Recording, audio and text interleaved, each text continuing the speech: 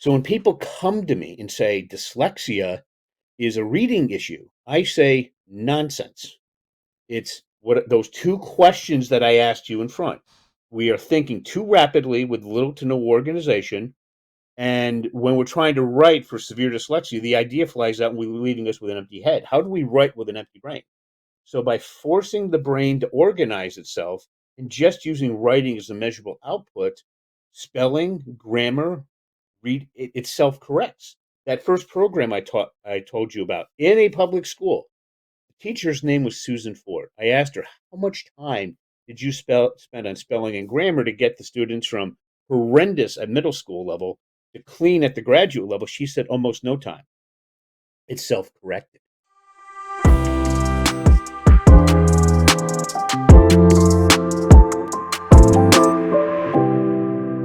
Hello, I'm John Brink, and we are podcasting on the Brink from downtown Prince George, British Columbia, Canada. And for all those people watching us from around the world, they say, oh, we know where Canada is, in British Columbia on the West Coast, right? Right. And then there's a big city called Vancouver, right? And where are you, John, me, in relationship to Vancouver? Well, we are 500 miles north, or 800 kilometers from Vancouver. And that puts us in the center of British Columbia, north, south, east to west. Big province. Lots of forests, lots of timber, lots of lakes. Within 50 miles, we have 100 lakes, and lots of friends. Black bears, grizzly bears, caribou, deer, foxes, wolves, you name it, we have it all. And we call it paradise. Today, we have a very interesting guest. His name is Russell from Brocklen, and he is known as the Dyslexia Professor. He shifts daily reading frustrations into confident academic wins for students facing dyslexia. And for all those people that, and there are likely not many, but there may be some that don't know exactly what dyslexia is all about. Dyslexia is considered a reading or learning disability.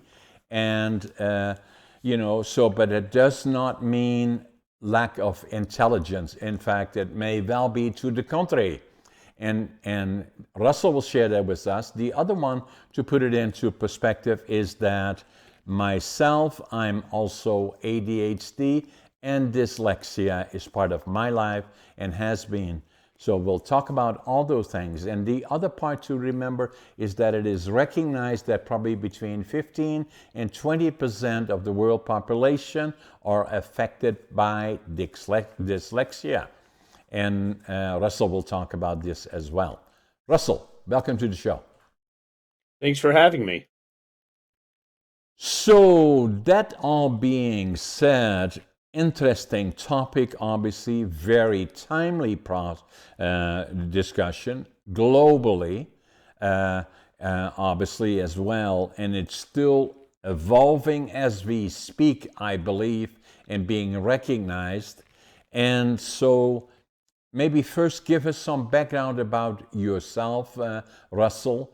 I believe you're from the New York area, eastern United States, but maybe give us some background and then take us forward in terms of your background, your education, and then what brought you into the issue of dyslexia.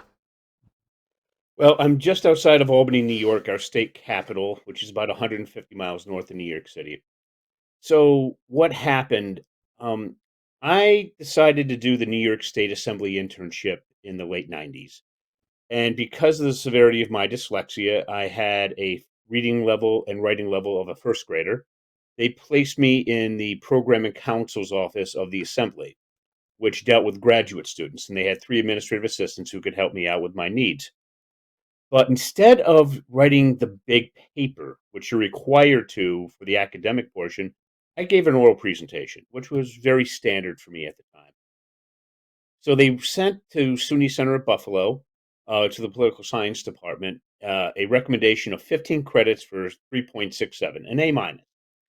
But what happened is they looked at that and said, no paper, we don't like your accommodations, you're dyslexic, here's your 15 credits of F.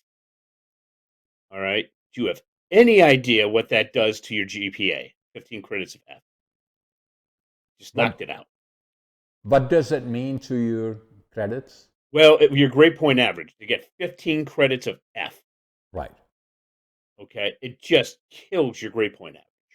Yeah. So I said, never again. I'm solving this problem. So what I did is I took a rather unusual solution. I decided to audit two law school classes. One, the primary reason I went to this particular law school was Professor Warner. He was just about to retire. He was a dyslexic law professor. Um, and what they do in law school, are you familiar with the Socratic method? No. If anybody's interested, there's a famous movie called The Paper Chase from I believe the 70s that explained it. Essentially, what they try to do is if you don't know the answer, they keep asking questions in the hope of embarrassing you to compel you to, as quickly as possible, learn to argue any side of any issue anywhere, be it plaintiff, defense, judge, whatever, instantaneously. When you just walk into law school, this is my second class. Most people, the vast majority, can't do it. Professor Warner called on me, and then everything changed. My entire, Did he know that you were dyslexia? I have Dr. no idea. Warder? At this point, I doubt it. I'm just one of 100 people in the Okay. class. Okay. Go ahead. And he called on me, and everything slowed down. Everything organized for the first time in my life. So I could see where he was going 4, 5, 6 moves ahead. And he could, of course, do that with me. After 15 minutes, he had to say, Russell, I have to call time because I have to move on to the next case. You couldn't be any more correct. And my classmates looked at me in a sense of awe and a kind of a sense of trepidation. And the ones that continued to graduation would say, we can't do now what you did in the first, I'm sorry, the second contracts case. So then about 3 weeks later, I had my first quiz in property. And what they do in law school is you're supposed to read the multiple choice question and then think for 3 to 5 minutes and then try to answer it. I didn't think for 3 to 5 seconds. I was done in less than 2 seconds, and I got it right virtually every time. So now here I am, 20 minutes inside a class. I'm just sitting there twiddling my thumbs like do do do do do, and everybody, no, hardly anybody else finishes, and I have the best grades. I said, so easy. Well, then I ran into legal research and writing, and I found out I couldn't read at the required pace or write anywhere near at the required pace, but I solved the reading and writing issue. So then I decided I have to share this with everybody else. So that took a number of years of practice before I got it down. And then I decided I want the New York State government to pay for my research. And all my professors said, you're crazy. It can't happen. We can't do it. And we're full professors. We bring in over $500,000 a year. And I was like, well, I'm going to do it. Well, my representative for the New York State Senate happened to be Senator Joe Bruno, who's the majority leader. And his educational aide said, we're interested. We're very interested. And they sent me over to the New York State Education Department. And when you go in there at the request of the majority leader's office, they really paid attention. I think they're trying to get rid of me. So what they said is, we want a SUNY distinguished professor in psychology. That's their highest rank. Um, and to review this. And they said, what part of the state was this from? I said, Buffalo. I said, well, go get a SUNY distinguished professor in psychology to say this is fantastic. There were two in the whole Western New York. One happened to be Dr. Halichka, who happened to she gave me an evaluation in 97, and this was 2001. So I went there. The state paid for it. 20 hours, she beat me up like crazy. And what she found is there were 5 areas of the brain. Mine were severely abnormal in all five. I could go from the first grade reading and writing to graduate level and then back down again. And what she found is that I'm moving from a part of my brain that was malfunctioning to a part that was intact. So then I had to connect that to current research. So I went over to Professor James Collins. He wrote a book called Strategies for Struggling Writers, $1.5 million in funding from the U.S. government. And I was there and I got it done. This entire proposal, which people said was going to take years. How long do you think it took? A day? A little under 2 weeks to Yeah, get his approval. yeah, Okay. He said A plus excellent. yeah. Why that amount of time? Because there's a university wide competition, and that's all the time I had. So then I got $15,000 from the university, got second place, and we tried the process out on a student named Michaela, 11th grade student, and just so you know what I was targeting: highly motivated, college bound, highly intelligent, excellent family support. I wanted to see what we could do with the idea. So Michaela, we decided to use the graduate records exam analytical writing assessment. This was given to graduate students wanting to go into grad school. So we gave that to her, and she had an eighth grade reading and writing skill when she was a junior, and she ended up scoring in the 0 percentile. Spelling and grammar was a disaster. 5 months later, she retook it. She scored in the 50th, approximately the 50th percentile. Spelling and grammar was clean at the graduate level. And after we worked with one more student, we put this, the Senate decided to fund a multi year study in the public school system as one class period a day for the school year. Students were scoring between the 30th and the 70th percentile, which translated to when they went to college, no accommodations, all graduated with GPAs between 2.5 to 3.6, cost New York State less than $900 at the time per kid. At the time, the best selected college was Landmark College. According to the New York Times, 2 to 3 years at 50 grand a year, and their goal is to get them to transfer to a 4 year college. Their success rate was 25 to 33%. I was 100%. I was 3 times as effective for less than 1% of the cost. I presented this in New York City in 2006 at the International Dyslexia Association, New York City branch, and I thought I was done. I wasn't even started. I was then asked to go and make this available to everybody, and then the university professors came and said, "We don't care about the GRE. We want the craft of research." Are you familiar with it? No. The craft of research came out in 1995. It was designed for PhD students at the University of Chicago who couldn't write their dissertation. It's based on three principles: context, get everybody on the same page, state the problem, and then come up with a solution where the reader actually learns something substantive, something original. And it says if you can't do that, don't write the paper, which effectively eliminates almost every high school and college paper written in North America. So I took that concept and I dropped it context to fourth grade. So what was designed for graduate students in the fifth edition, it moved down to really advanced high school kids. I dropped to 9 year olds. So, but before we get to that, the other thing that I did, just so you understand dyslexia, this is the book, all right, from Yale. It's Brain Scans. And here's the secret to dyslexia and what I also found for ADD and ADHD.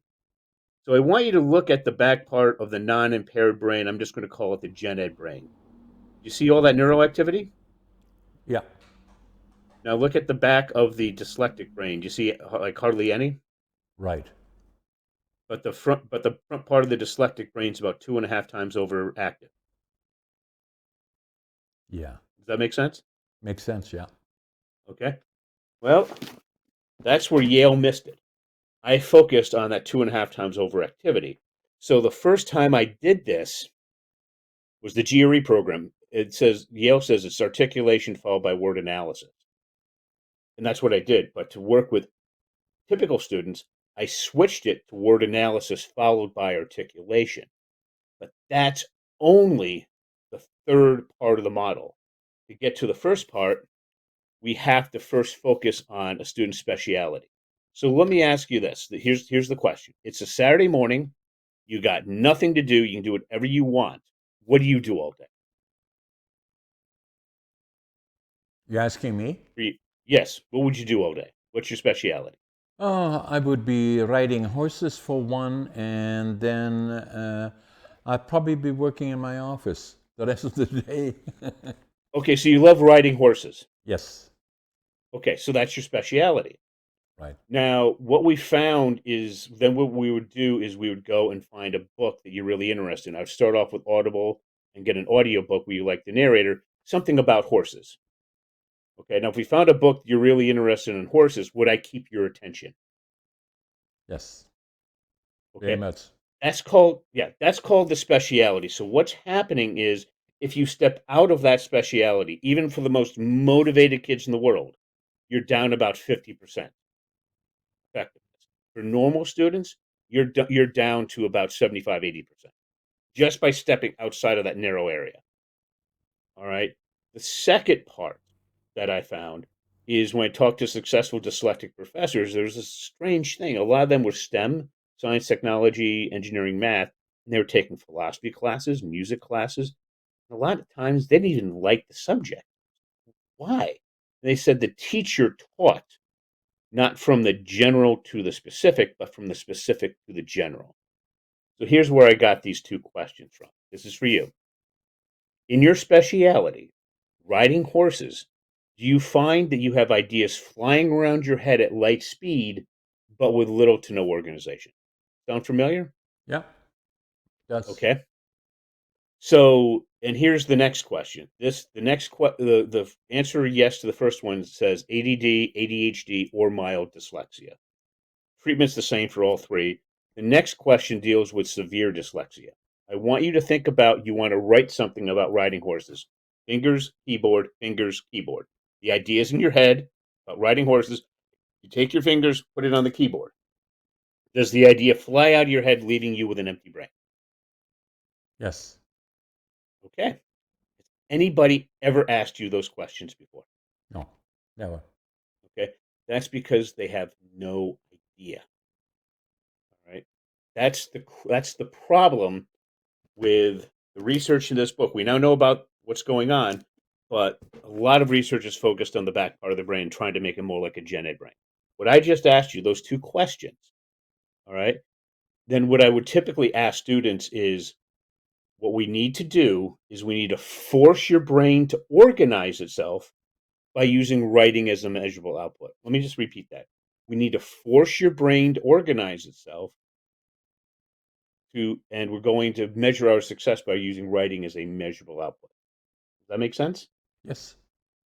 So then what I ask the kids is based on that, this is how you would like to overcome your reading and writing concerns, to bring your reading and writing to the grade level or beyond. And that's where they say yes, for the first time, you understand. Now, when we're going about how to solve this, we're running into this huge problem now. I'm sure you're familiar with the artificial intelligence. Yes.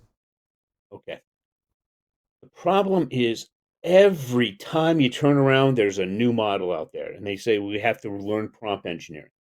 No, we don't need to learn prompt engineering. We need to learn. Sorry, we need to learn uh, the book called "The Craft of Research," and we need to understand context, problem, solution. Once we understand that, we can go to any artificial intelligence and we can effectively work with it. Let me give you an example.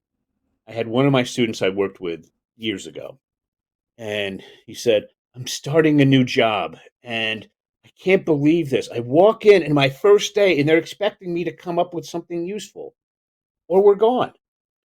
I said, okay, I'm just going to call him John to protect his identity. I said, John, you've been trained in this. Work with the artificial intelligence. In this case, it was ChatGPT. And I said, okay, what's the context? You've been trained. I don't need to tell you anything. Go work it out. I got that done. I said, good. Now identify the problem. He comes back. I did that. Okay. Now what's the solution? He worked on it. He said, I hate this. I said, yeah. Well, write it up anyway. He turned in a 5 paragraph essay, and the boss wanted something short. He's flipping through one after the other. Can't do this. Can't do this. Came to his. I can use. That's a good idea. And he said, how did you come up with this? He said, well, I'm trained in the craft of research. And the boss's face just kind of dropped like, huh? You actually know how to do this? Well, yeah, I was working on that in high school. Huh? And he got to keep the job. It's that important, especially now with the AI model. And just to show you on the academic side, this is years ago, and I was nowhere near as effective doing this. She doesn't want me to use her name, so I'm just going to call it Jane. She went to a specific college to work with a specific professor. Which normally happens for PhD programs, but she did this for undergrad. She walked into her professor. She went through the class, and at the end, she said, "We got this big paper to write. I'm not so good at the craft of research. Can we have an office hour so we can meet and discuss things?" After that, the professor calls me. "What is a university freshman doing with the craft of research? I can't get my PhD students to do this." And I said, "Well, she's been working on it since seventh grade. She's not the best at it. Here are strengths and weaknesses." His jaw dropped. "What do you mean seventh grade?" I said, "Well, we started in seventh grade. We're much more effective now." And as he worked with her, he was learning things. She's like, "I'm learning things from a college freshman." And he then wanted to work with her because of her thinking and writing skills, not wanting to work with her because of her dyslexia. That's how powerful craft research is.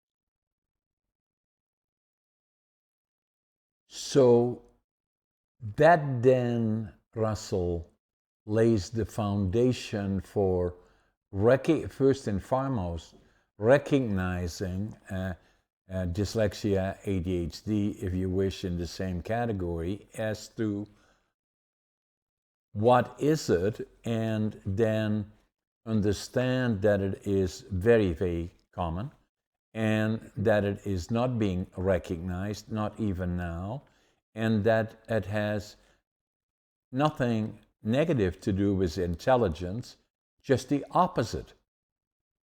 And that Exactly.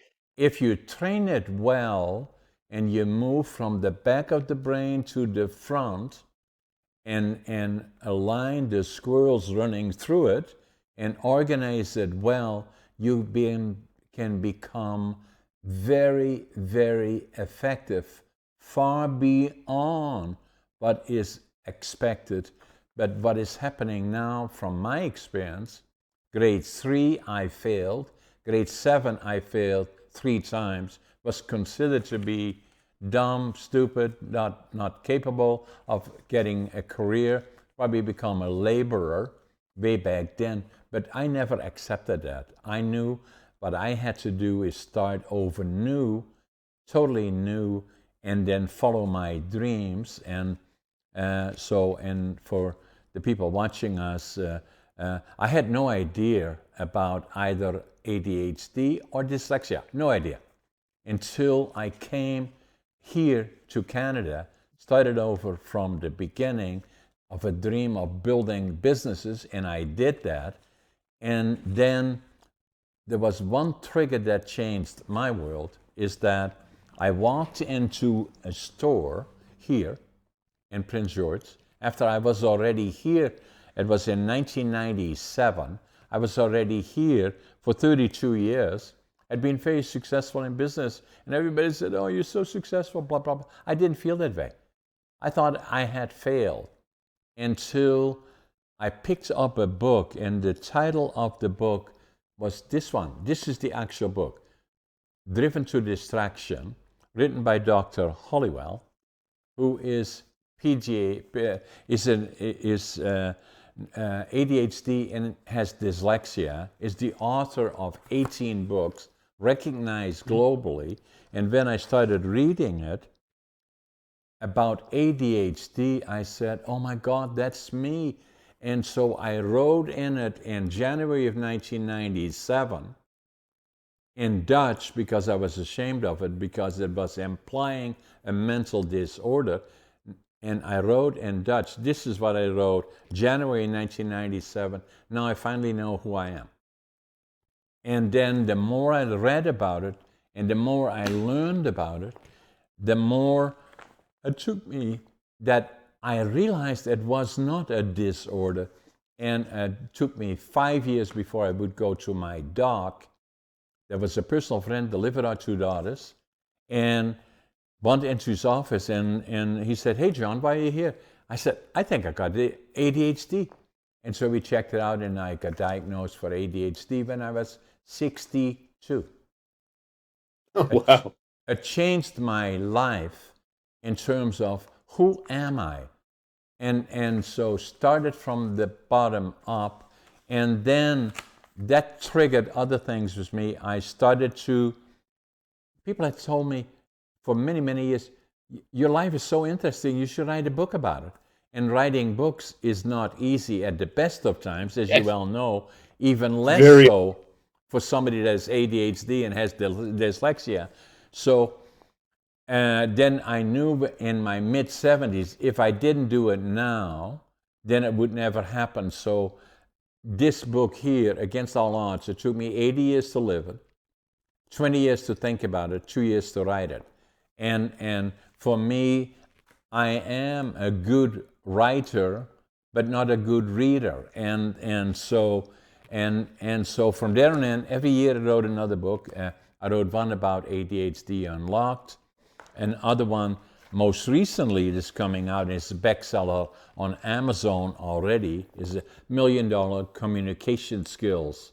Is but success lies. The foundation is to become a good communicator, and I am a good communicator thanks to discovering ADHD as to who I am, and the other one is in a new language, and then starting to write it and become an author and a speaker, and all those things in a different way. Your books would not have been available to me at the time, but from the time I was 12 and a half years old in Holland, when I became a laborer at 12 and a half years old, it took me till I was 62, till I was diagnosed with ADHD, and for that matter, not diagnosed for dyslexia, but that's part of me as well. For 50 years, I didn't know who I was.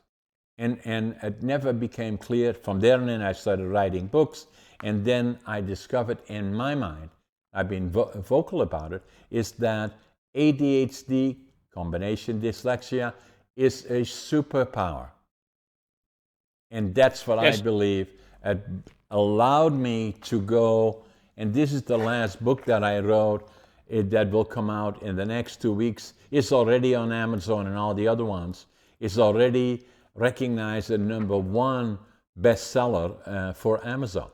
And this is written by a guy that grew up in northeastern Holland speaking dialect, only failed grade 3 and failed grade 7, but had a dream that then had to learn to speak High Dutch, and then from there and then barely got that under control, emigrated to Canada, couldn't speak English, didn't know soul, didn't have a job, and then from there and then built a successful business.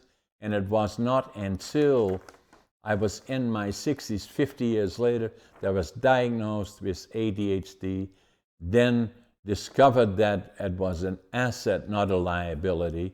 And then from there and then, the doors all open for me. I'm now working on my 6th book, and then I'm a very good presenter, I believe, and I'm an in-demand speaker, obviously, and I'm very active in podcasting, considering ADHD and dyslexia be quite successful. We got 1 million subscribers on YouTube, and so I believe that, as you do, is that it took me a hard way to get to the point of who am I, and it was well Exactly. into my 60s. Now, and as what I was explaining again, just so you understand what's going on here, this is it Yeah, right there. yeah. That's all it is. Yeah. And it's focusing on Explain that it once more to overactive. us. Do it once more, Russell. So Okay. just for So because So we just want to write, but it's underneath it a little bit higher if you can. What did you write underneath it? That is not impaired. That is the, if you wish, the normal. And this is yes. the one on the right. Then on the left is normal. The one on dyslexia is on the right, and what we can see, the activity is substantially different on the dyslexia side on the front than it is on the normal, where most of the activity is either in throughout, but in particular on the back. What does that Right. mean, really? Well, I am really oversimplifying advanced neuroscience to the Yeah, yeah, point of making my colleagues cringe.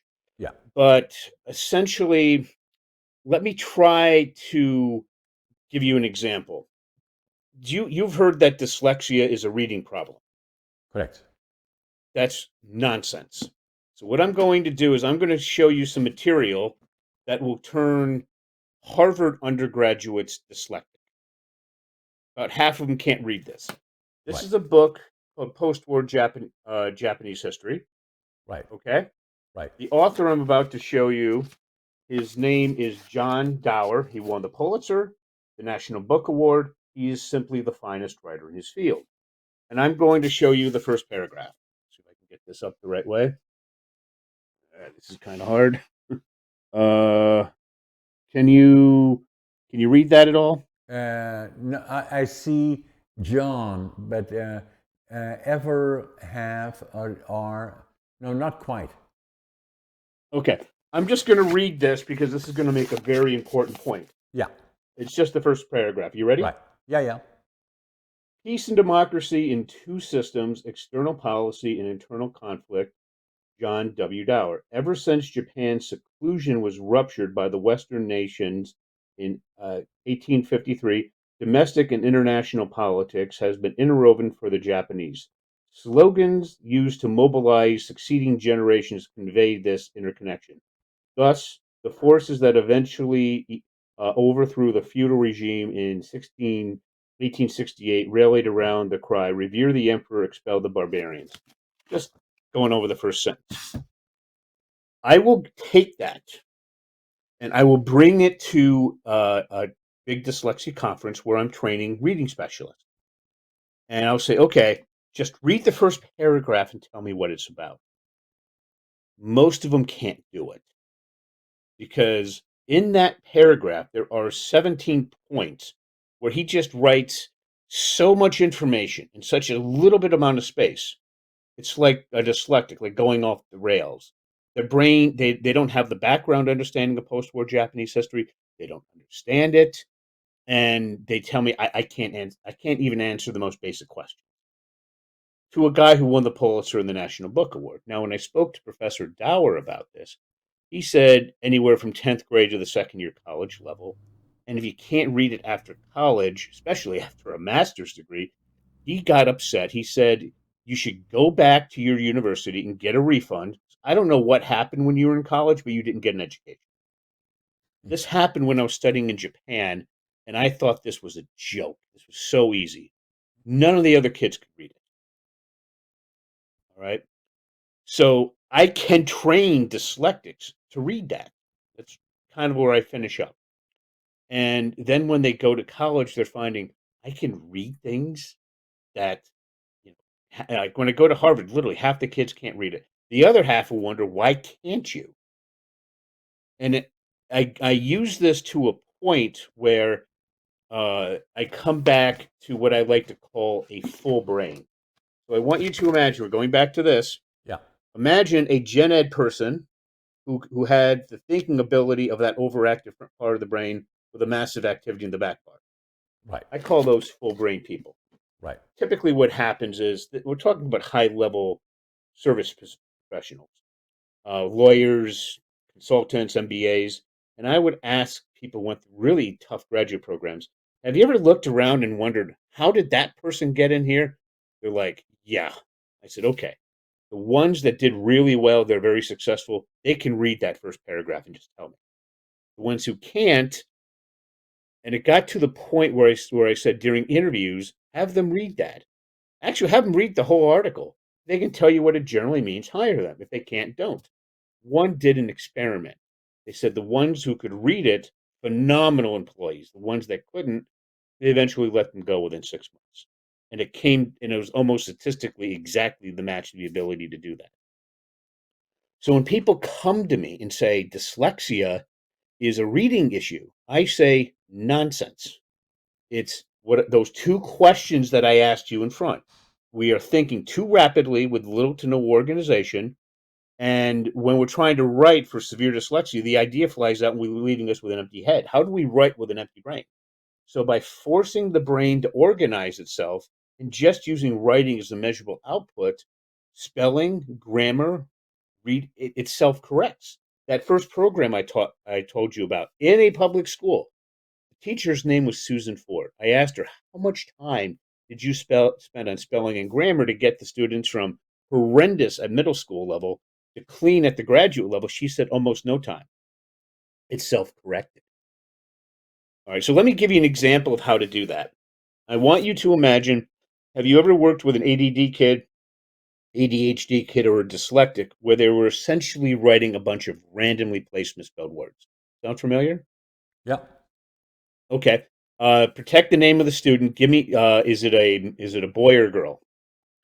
In my case, it would be a boy. Okay. What age? Probably, I would say early 20s. Early 20s, and he's writing randomly placed misspelled words. Yeah. Okay. Make up a name for him. Pete. Pete. Okay. What is? Let's go back to the Saturday morning question. If Pete could do anything he wanted on a Saturday, what would it be? What's his specialty? But Pete's specialty would be? Yes. What would he do all day on a Saturday? He probably stay. He's an active kid, overactive in a lot of things. A bit of a hustler. He would be helping around the yard, and then No, but what would he really like to do? If he could do any, like for you, it's riding horses. What would he do all day on Saturday? yeah, that's a good question. But he probably would like to do is do part of his hobbies, playing sports and being with other kids, probably. Okay. What sport? Soccer in Holland. That's where I grew up. Okay. Yeah. Okay. So soccer. So what we're going to do is I'm going to show you how to get him to write a basic 3-word sentence with correct spelling and grammar. All right. Okay. Now, every time I do this at a major dyslexia conference, 90% of the teachers get it wrong. You have to follow exactly what I say or it doesn't work. So you ready? Yeah. So what we're going to do, so what do we call him again? His name Pete. was Pete. Okay. We're going to start off by having you type hero plus sign, what are we talking about? He's going to copy it. And then we're going to switch it to Pete plus sign, what are we talking about? Pete plus sign, soccer. See how we got there? Yeah. Okay. Now here's my question. Does Pete like or dislike soccer? He does like it. Okay, so now we're going to replace the plus sign with that word. What's the 3-word sentence? What is the 3 words? Yeah, we had Pete plus sign soccer. Yeah. I asked, does Pete like or dislike soccer? You told me we're going to replace the plus sign with that word. What's the Like. 3-word sentence? So Pete what's the 3 words? likes play soccer. Okay, but that's not what I asked. I Okay. asked, does Pete like or dislike soccer? You automatically added the yes. Yes. Pete doesn't know how to add the yes. He would have Right. answered the question like. So Pete likes soccer.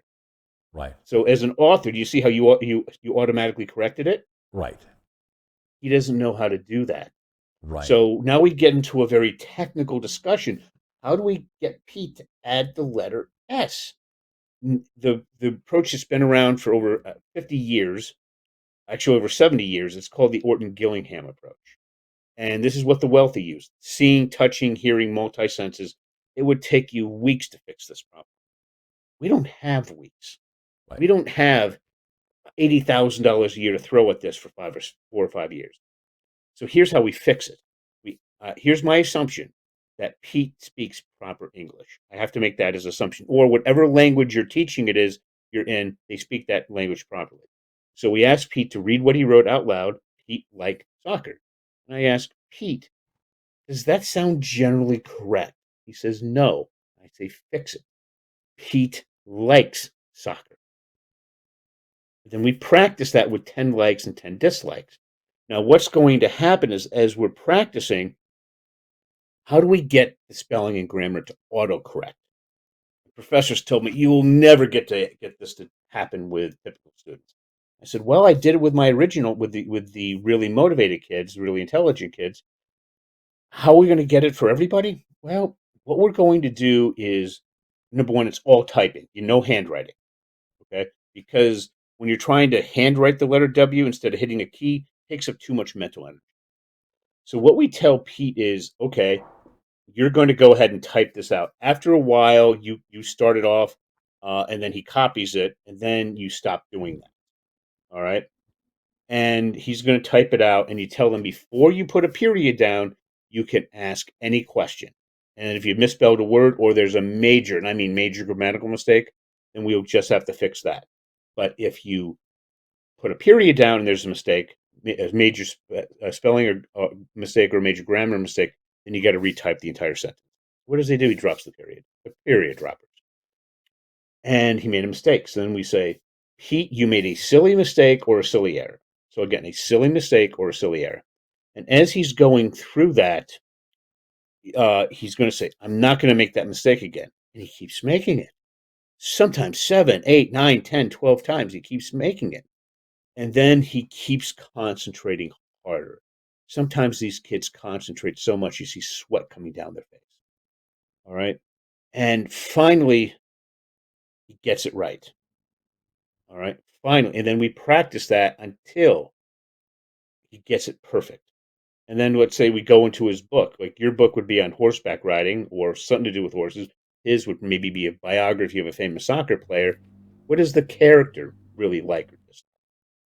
We have them listen to the audiobook while following along with their finger, trying to answer a very specific question. And those three things take that chaos in your brain and drops it about 70 to 80%. And we find, give me 10 likes and dislikes that they have. And at the end, we now have Pete being able to write. Pete likes soccer. Pete likes playing soccer. Pete likes whatever, and that's spelled correctly.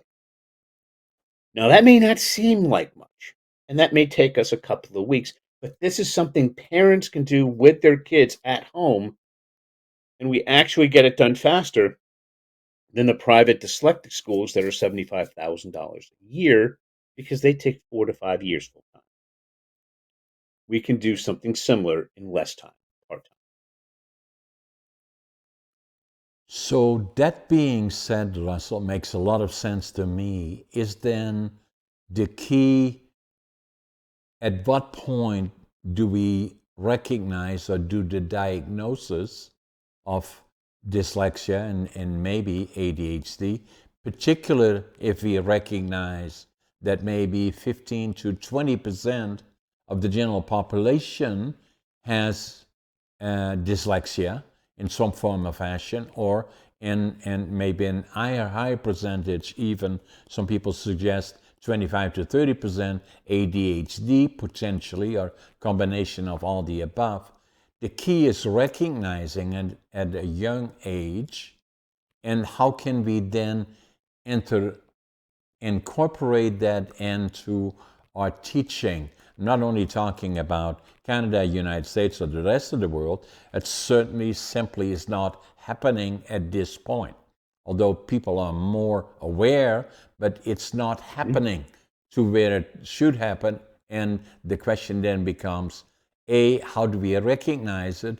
And for a parent, do we become proactive at home more, or will the schooling system catch up with the reality of this is very, very common among the population? Well, first of all, remember those two questions that I asked you? Right? That's how you do it. I mean, you can go and drop $5,000, $8,000 on a neuropsychological evaluation Right. and then really find out. Or that first question I asked you, that's ADD, ADHD, and mild dyslexia. Students are going to answer yes to that. And then the second question, most are going to say no. You answered yes. That means you have a severe case of dyslexia. What I found is almost every time it gave you the ballpark figure of what's going on. What does it mean from a treatment perspective? It means that the person that answers yes to both questions, it's going to take a lot more time, but they're going to go a lot deeper. Okay. The ADHD kids, the ADD kids are just going to fly through it. But here's here's what every time I like to tell people about this. Do you ever watch Fast and the Furious? No. Okay. There's a scene in the first movie. A kid is ADHD and they're working on a car in the garage, and he asked him, "How come you're not at MIT?" He said, "I can only do this. I can't do everything else." So in their time that you're working with them, it's what I like to call it's a time where you're just going to be working on correcting their reading and writing skills. During that time period, you need to focus on what they're really interested in. And by far, when I do this, the most popular one I do is this book, Walt Disney's biography, all 1,000 pages of it. Right. They think he was dyslexic. Have you ever been to Disney World or Disneyland? Yes. Yes. Do you feel like they say it's the most magical place on earth? Yes. Okay. That's based on two universal things. The first one is easy to find, but it's Yeah. only 10% of the value. The second one, I have never had a parent read that book and tell me what the second universal theme is. Doctors, lawyers, MBAs, PhDs, and their 12-year-old kid will come and tell them what it is. And they're like, and I said, "Did I do my job?" And what's really valuable is if you apply those, you go and work for Disney for a couple of summers, you can then say, when there's a problem with something, here's a classic way Walt would have solved this. And then you can have actionable ideas right away. All right. So that's typically how we do this. Now, what are the chances of the school systems happening? Forget it. I am in New York State, which is doing more than I think anybody in North America. What happened is we had the chairman of our Senate Judiciary Committee. All right, Senator Hoylman, Brad Hoylman. The guy is one of the nicest guys. He's brilliant. He's fantastic. He's Harvard Law Rhodes Scholar. All right. His daughter didn't find out she was dyslexic until she was in fourth grade. And what he was told was, well, if you came to us in kindergarten, maybe first grade, this is not hard to fix. But at fourth grade, now she's in like a $75,000 a year private school or something like that. His family can afford that. And he said, what about everybody else? This is stupid. We got to fix this. And he got really riled up about it. And because of his effort and other efforts, we started the New York State Dyslexia Task Force, which put in a full year, 100 of our top people in the state. And the report came out in December of 2024. You just Google New York State Dyslexia Task Force, New York State Education Department, you can see it. Based on that report, then they decided to say, how are we going to fix this? And I think the idea they came up with an extra 45 minutes of the best science and reading ideas per day, in addition to what they're already getting, until it's basically fixed. What they found out is we can't afford it. All right. So then the process I was telling you about, parents can go through this and do it extraordinarily well. All right. One of our students, parents that I can use his name, her name is Kimberly. Her son's name is Reed. He was reading at the beginning third grade level, um, starting in January. And 5 months later, he's 10 years old in fifth grade. He's now reading at grade level. Took 5 months. She did this part time. All right. We can do that. So we went down to the school. We worked with a couple of members of the New York State Legislature, and we just had this big meeting with this wealthy school district, arranged by an elected official. And they pretty much said, no, we're going something else, even though we said we would show you how to do this for free. With that frustration, now we're going to be in community. Well, the person I'm working with is Evelyn Whitebay. She was on the dyslexia task force as one of the few teachers, and she was pretty much pushed on it because when she taught, she was 3 to 4 times as effective as a typical teacher. So now we're going to go directly to the organizations, the non-for-profits in New York State and outside of the state, and we're going to say we will show you in fourth and fifth graders how to go from wherever you are to writing a basic 5 paragraph essay, and your parents are going to show you how to do it. It's not that hard to do. It really isn't. And with that, they should have the ability to pass the statewide assessment. And we're going to be doing that for 100 kids. And then we'll go back to the state legislature and say, hey, here it is. And by the way, we're doing this for a budget of zero. Yeah. Isn't it amazing, Russell? So, Russell, the hour went by very, very quickly. And if I look back, you know now about me as being ADHD and dyslexia. I don't view it as a liability. In fact, I see it as the opposite. Without help, really, from not even knowing it, from the time that I left grade 7, failed the third time, and was kind of looked at, didn't have the brains, and blah, blah, blah, all the other negative things. It took me a long time to figure out, who am I? I came to peace with that. I became a successful author, a successful presenter, and obviously I'm a good communicator, and hence podcasting and all the other kind of things. And I've been very successful in business. It is in my mind, and not in spite of it, but because of it, I was successful and was able to identify and then come at peace with who I am. I know I'm different. I can, as you indicated, that so well in your book, where you show the normal brain versus the dyslexia one. There's a lot of activity probably in my right side of the brain, as you showed it in the right side.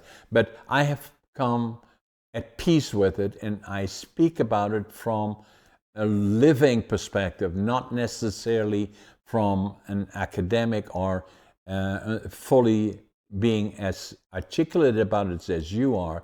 That's why it is so important for me to have you on my podcast and explaining it to us and the people from around the world. It's not a liability. It is not as understanding and accepting it as that it has the potential not only of becoming average, but going well beyond it. And you have proven that in all the things that you have done. Yes, and especially with artificial intelligence getting more and more powerful, what I when ChatGPT came out with their pro version in December, 200 a month, I bought it that day. And it has helped me immeasurably. But here's all it's good for now. People think, oh, it's taking over the world. No, it gets you to a really good draft real fast. And then you got to turn it over to a senior person to help rewrite it, re-edit it. Yeah. Okay. But it gets you to that draft point real fast. Okay. And I know how to work with it. Like I train people in how to work with artificial intelligence, not because I'm any expert, but because I understand context, problem, solution. Yeah. And that's the advantage. What I'm trying to tell college graduates is you're going to be able to work with us effectively, and you're going to become 5 to 10x more effective. And you're going to be on one side of it, or you're going to be on the other side. And I don't know how much longer you're going to have your job. And it's people on the right side, you're going to do so much better. And for people on the other side, I don't know what's going to happen. Okay. But Exactly. dyslexia, it is a huge advantage in dealing with us. Here's the other thing people don't understand about dyslexia. You go into graduate school, you own that place day one. All they care about is your idea. I had my entire curriculum approved by a really tough professor. People said it was going to take years if it was even possible, and I was done in less than 2 weeks. Yeah.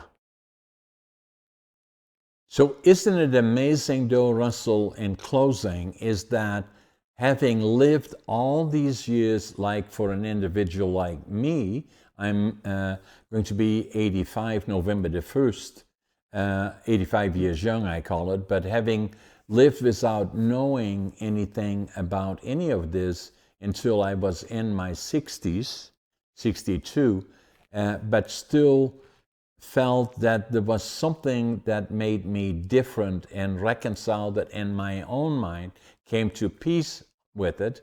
And then when I recognized ADHD and Dr. Hollowell, that wrote this book, Driven to Distraction, ADHD and Dyslexia, made him immensely successful, as it has for many other people in the world.